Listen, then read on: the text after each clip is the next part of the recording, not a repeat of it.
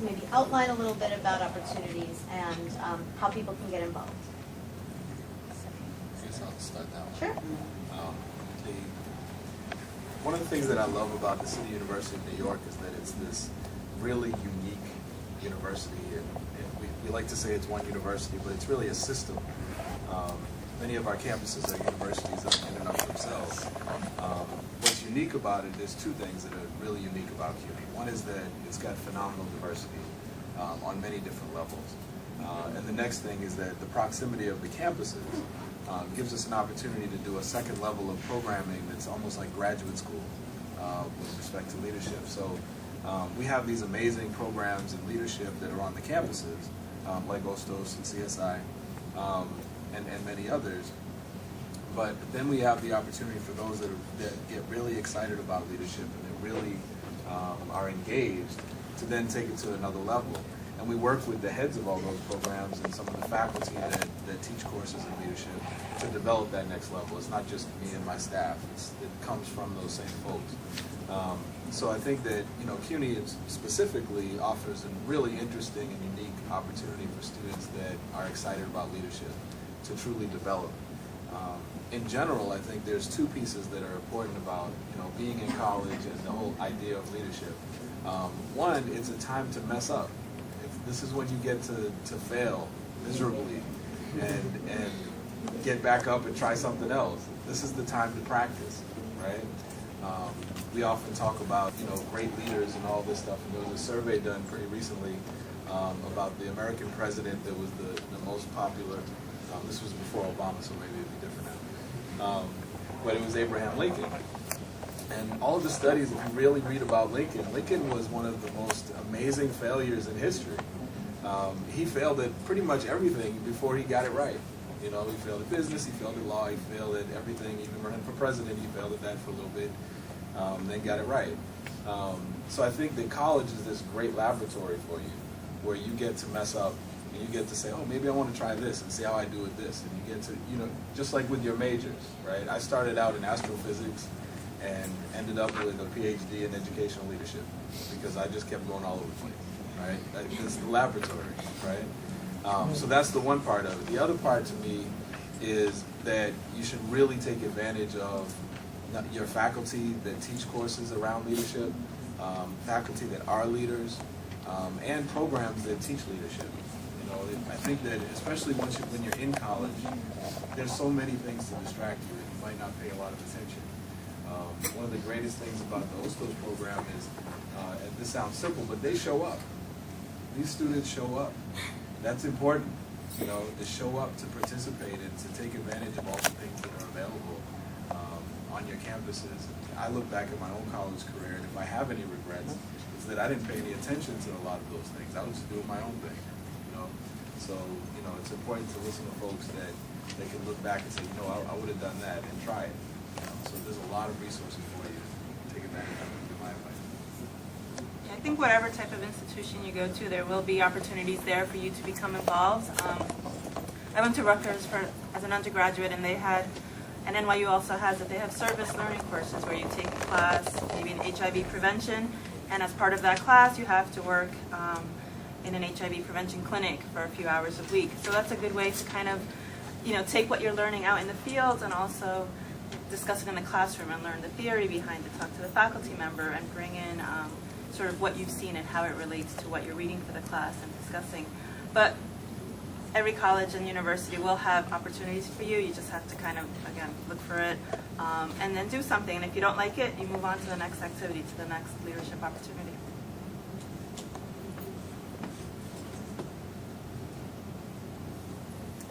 I completely agree with them. Yes.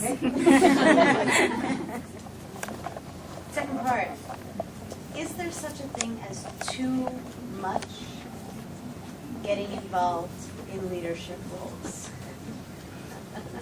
Can I say yes?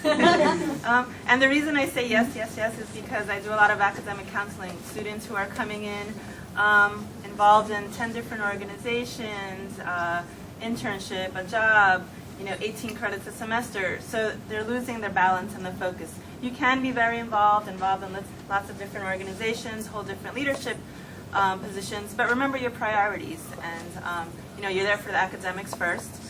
Also, you want to, when you commit to something, you want to make sure you commit to it fully. So if you're going to be the leader of an organization, you want to make sure you have the time to devote to that. And you want to learn how to balance it all. Buy a planner, buy a calendar, stay organized. Look at it. It's what I tell students.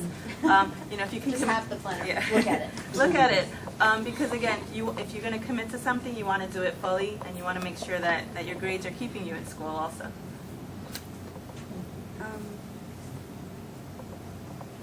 That's a tough one because people are different. You can be involved in 10 different activities, but they all have the same bottom line. So I would have to say, be careful what you choose and make sure that whatever you're involved in is where your passion is.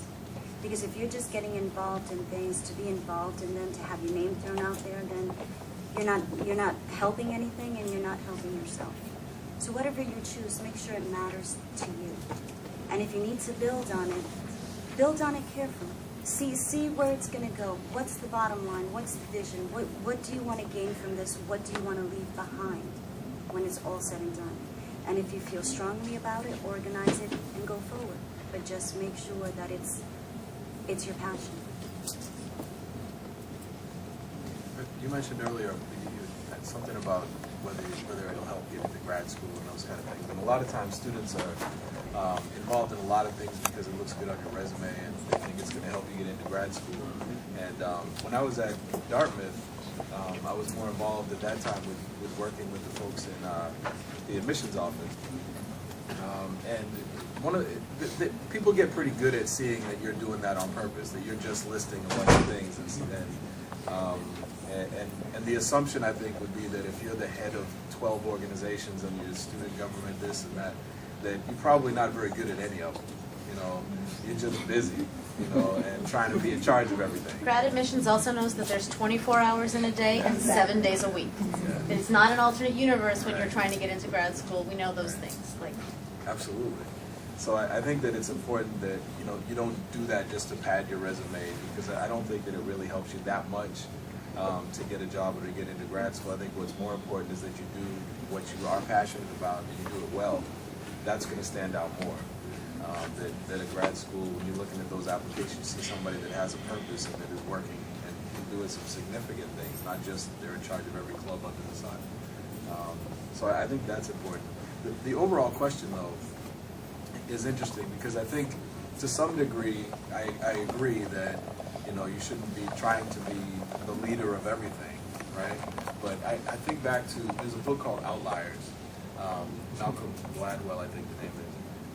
And he did a lot of research and he found that the people that become phenomenal at anything, it takes about 10,000 hours of practice, right?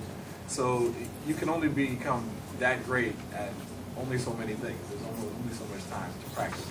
So I think to some degree I agree that you shouldn't be involved in so many things, but I think once you find some things that you're really passionate about, you do have to put time in, and I think on top of that, a lot of times we spend a lot of our time on our weaknesses. And I'm not saying don't get competent at what you're not so great at, especially if it's something you need for your future job or whatever leadership you're doing.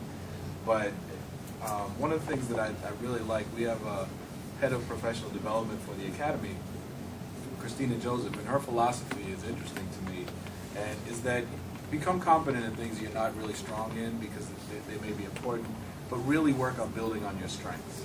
And that's where you can become great. You're probably not going to become great at something that you're very weak at, right? So look at the things that you as an individual are really strong at and build from there. So I think that that's important. So I don't know what my answer is, actually.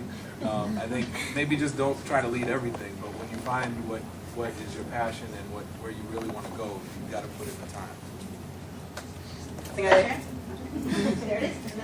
I think I agree with the rest of the panel that there is a point where you could be too much of a leader or be involved in too many things. But I think if you're going to put yourself in a leadership role, you should do it with a purpose. If you're going to be part of an organization, have a purpose, have a strategy. Like, what is this going to do for me in the future, and be focused on that, and always have that in your mentality, and also don't don't take a position just to have that title, because it's not really going to serve a purpose. It's not going to help anyone. It's not even yourself, because someone's going to look back and check on that. What did you do in that position? It's not going to help anything. Can I jump in? Well, I think part of being a leader also and being a head of different organizations on campus is also getting in other students to help you. You shouldn't have to do all the work if you're the leader of an organization. You want to get other students involved who are passionate about the cause, who want to learn about the cause that you're working for. So keep that in mind also. And then I wanted to say one thing too. She made me think of this. I mean, a lot of great leadership requires being able to be a part of a team. And being a part of the team means you're not always the leader. You know, it means it means recognizing when you're not the best one to lead at this moment about whatever it is. I love basketball, so if I think about basketball, I was a point guard, and there were things that I was not the best at on the team. Like, you may not have seen me walk in, but I wasn't the best at getting rebounds. I'm really not that tall, right? So, but there's somebody on the team that's great at that. You know, so whatever the team is, you've got to say, okay, at this moment, you're the leader. You've got to lead us to get that done, right? So I think part of it is also knowing when to follow and being a good follower and having the humility to do that. To interject a little bit, so a lot of you know that I'm here also with the group ACES, Arte Colectivo en Solidaridad. And when we formed ACES, there are a lot of people who will say Christina's one of the founders, or some people have said Christina's the founder of ACES. To me, when I thought of inviting people to form this collective, for me it was very much about the idea that I didn't want to be the leader. And I couldn't necessarily be the leader because I have a role to play as a faculty member at NYU. So to plant the seeds, I sort of sent the emails and got things rolling. But I've said, when people have said, oh, so you're the director of ACES, and I'll say, it's a colectivo. And what that means, as a collective, we all direct this organization. And right now, I direct Mujeres de Arena, so I'm the director of that project. But Josue Perea, he does a lot of the Afro-Colombianidad stuff that we do, poetry readings and things like that. The Peace Poets, I mean, they run with all of their events, and they are the directors of anytime we do anything poetry-based. So there is no real director in that organization. We're all leaders, and we all follow as well. So. One more question from me. I love being the moderator because it's sort of like my own talk show. And I get to ask a lot of questions. And then we're going to open it up because we still have like half an hour to be with these wonderful people. And I want to shut up because I have to talk for the next 45 minutes after this. But the question of where you are now in terms of your role as leaders and in terms of what you do with leadership, as opposed to where you were either 5 or 10 years ago in your career and in your life. How have you been in this state of becoming for the last 5 to 10 years of your life?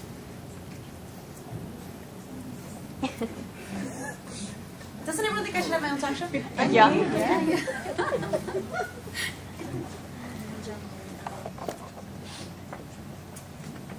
10 years ago.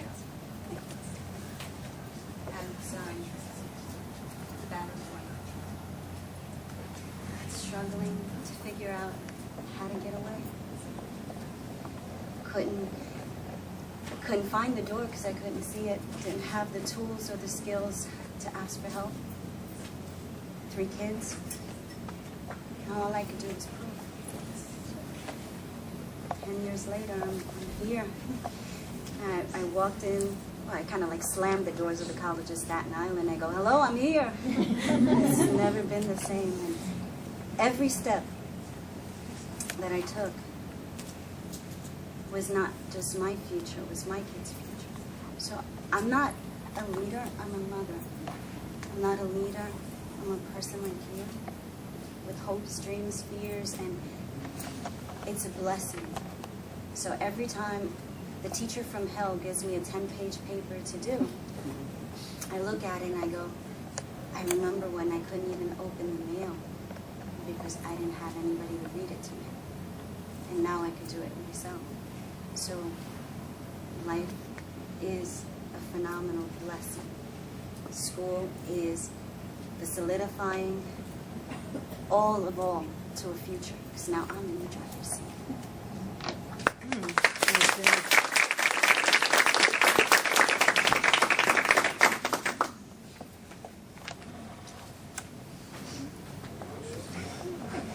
I went 10 years ago. Let's see, I was in Malawi, Central Africa, around that time as a professor. I had just left my doc program and teaching at a HBCU in Florida. So I think at that time, the difference between me as a supposed leader now and then is that at that time I was really focused on my own professional development and getting those degrees done and that kind of thing. So I had a lot of focus in that way. At finishing, the best advice I ever got in my doctoral program, and I assume some of you are going to get there, so remember this.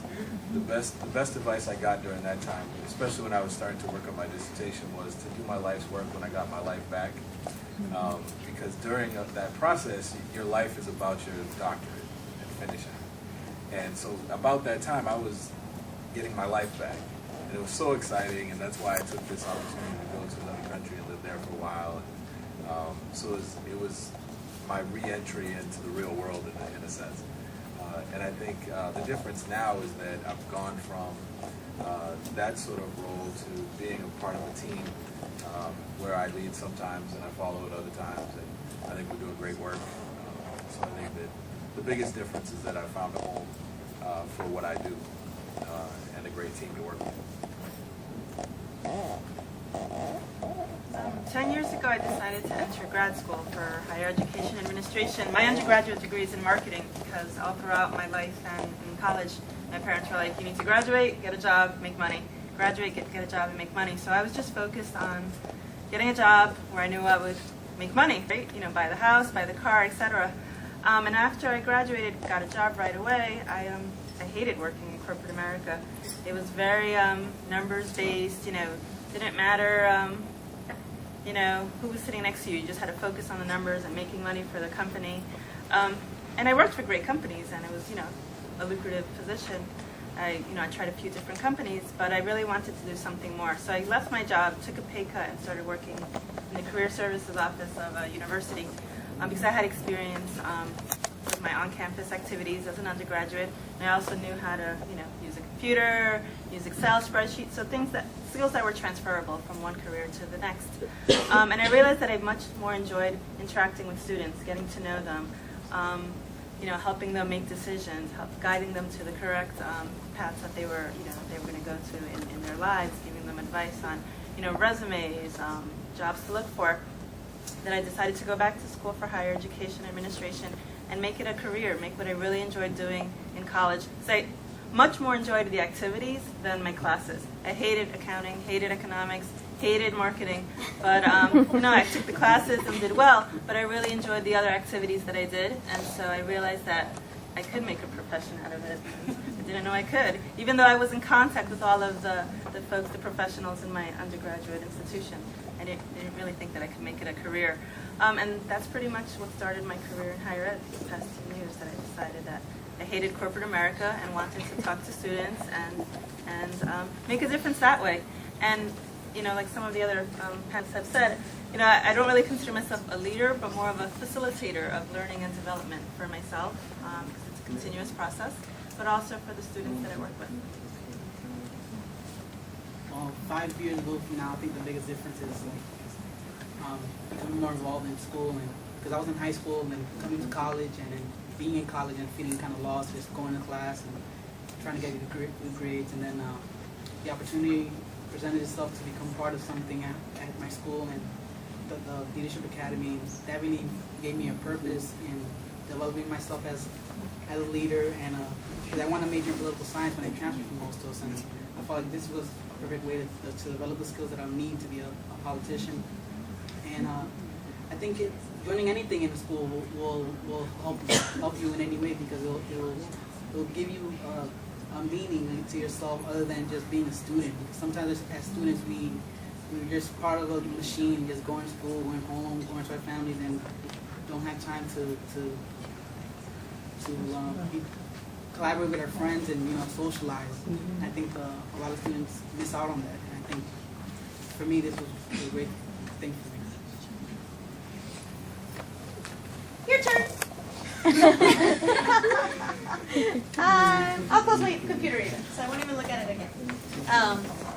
Questions that you have for the panel, questions about leadership, questions about programs, whatever you want to talk about.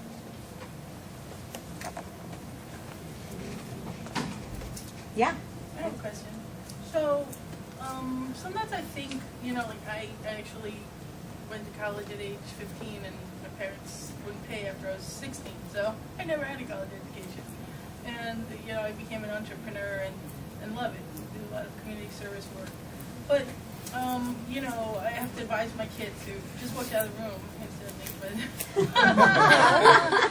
on the way over here, I was saying to the big one, I said, you know, you want to, you know, you don't want to go to work for a major corporation, but maybe you should think about being able to teach in a college, because there are fantastic resources at colleges that you could not imagine ever being able to purchase and work with on your own. You know, so I'm not sure to the extent to which that is true, or even how a person gets a certificate to teach at the college level. The college, you know, there's a lot of, particularly community colleges, where they have a lot of practitioners teaching business courses, and they don't have doctorates, and some of them don't have degrees, but they're successful in their field. Oh, some of them don't even have degrees. Yeah. Some of the best. They've been practicing. It really just depends. They're in the field. Yeah, so you get a wide range of faculty experience before that you'll see on any faculty at any college, I suppose. But I mean, there's processes, like if that's your goal and you're in a particular field, then you'll see, here's what I need to do to get there. Right? Business is probably the one that has the least amount of folks that have doctorates in business schools. If you're in a field like philosophy, everybody's going to probably have it. You know, it just depends. You know, the field. And I think it also depends on the university as well. If you're going to be at a research institution, you're going to need a doctoral degree, most likely, to enter the tenure track. But as an adjunct instructor, you might be brought in with a master's degree or even a bachelor's degree. So yeah. Other questions? Yeah. What makes you a good leader? Like 5 things that make you a good leader, like something that you have inside. Anybody want to take that? Yeah. You mean each person, like individually, like what? Individually.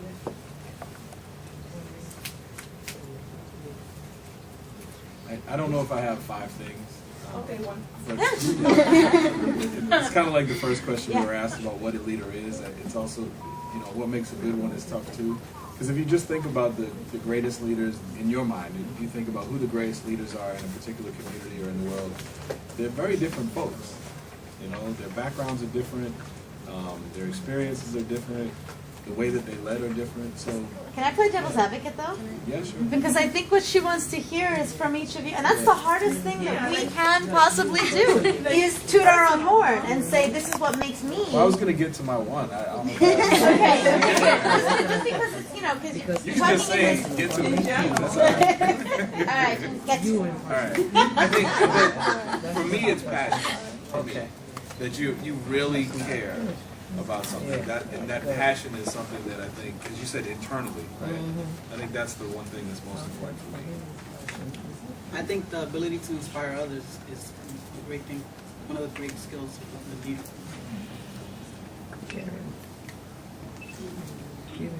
What was the question she asked?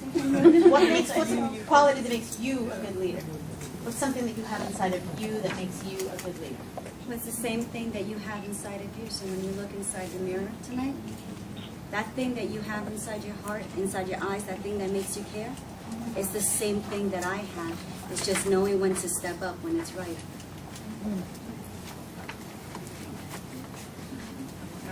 That was very profound. So I can follow that. But no, I think that my weaknesses are what makes me a good leader. As I said at the beginning, I think communication is the most important thing that you can get out of any type of leadership position. Interpersonal skills. I was painfully shy growing up. I could not talk in front of a room, but through getting involved, I learned to open up. I was always the one, who could talk to anybody one-on-one, but never in front of a classroom or presenting. So kind of working on my weaknesses has helped me develop as a person. I love that question. That was so great. And it really put you all in this place where you needed to be honest with yourselves and honest with us, and it was so, each one of you were like profound. Pretty cool. Yeah, I want to ask a question. On an individual level, what are the issues that you guys want to, what are the issues you want to address? Like if the time is going now, or things like that, what are the issues that you're passionate about, or you want to work on? You're paying them, right? I can chat that. For me, I got into trying to be a leader in anything because of racism, actually, and other forms of bigotry. My family is really diverse. I come from an Irish-Jewish family with my brother was adopted, he's African-American, and I have cousins that are Mexican and cousins that are Vietnamese, and we're all together all the time. And in Boston, which is not the most diversity-friendly city. So those were the issues that got me excited, and I wanted to do something. And I don't know if excited is the right word, it's probably angry. So I think that's sort of where I started. That hasn't changed, and I still do work in that area a lot. And I think that a lot of the work I do now is still rooted in that. But I think that I've found my passion in working with young people. I like the college, level, so I think that it's brought me to working in it to develop leaders and provide and make sure that opportunities are there for people that they may not have been there for before. So it's just sort of morphed, but it's still the same thing. When I went back to school, I did not have any intention of being in anything except my classroom. I had kids to come home to. They're like, oh, déjame tranquila, I'm not going to that. I'm not doing this, leave me alone. I got to go home and cook dinner. But the reality is, it found me. All these things just happened to evolve as I went through the process of trying to obtain my degree and realizing not the obstacle but the challenges that were out there for people with disabilities. And then when I throw in the fact that my son has the same disability that I do. So for me, my passion is I have to make damn sure that when I'm gone, I fix everything that's cracked in that system so my son can walk right through the doors when I had to kick them in. So that's in a nutshell for me.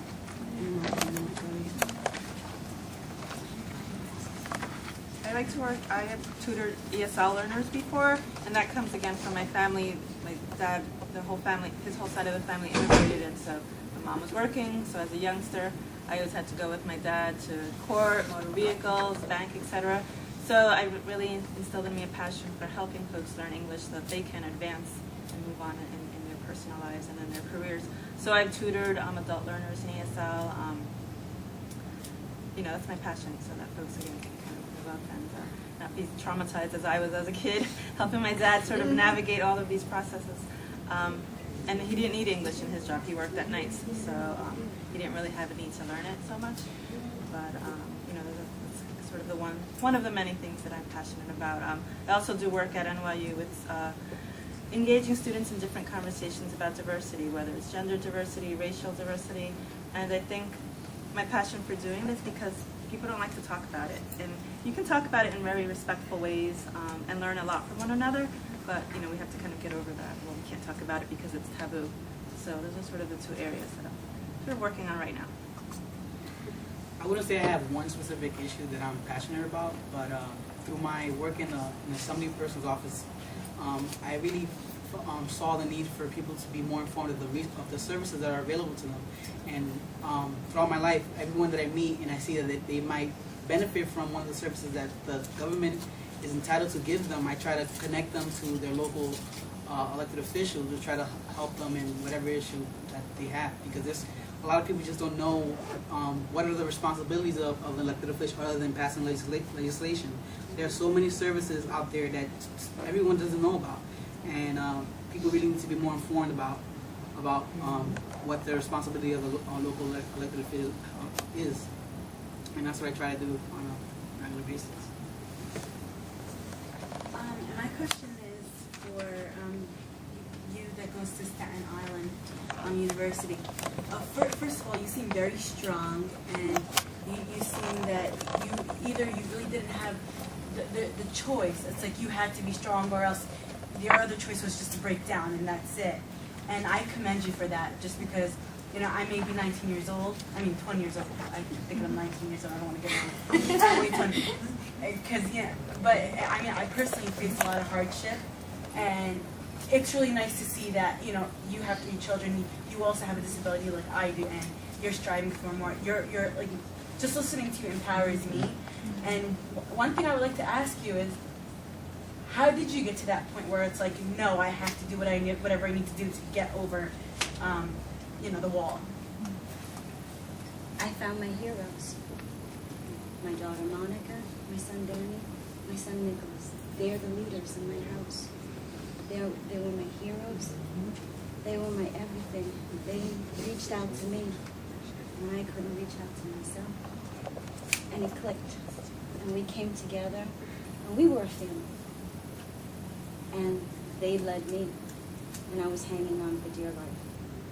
And when I got strong, I took over for a little bit and let them be kids. So what would be like a general advice that you could give to all of us about that? Like, because I'm sure everybody deals with hardship in different ways, and we just kind of want to know. I mean, I hope everyone wants to know how to reach beyond that. And so if you could just give us a simple word that we could leave here today, that would be amazing. One word? One word or a phrase, or however you Faith. feel comfortable. Faith. Okay. Faith. Just believe, even when there's nothing left to believe. Just believe. You know, and if you ever need to look for someone that's a true leader, she's right there. She put this together, and she's standing quietly, yet she's in control. She has her own adversities, yet her story's not told. That right there is the face of the leader. Her name is Lily.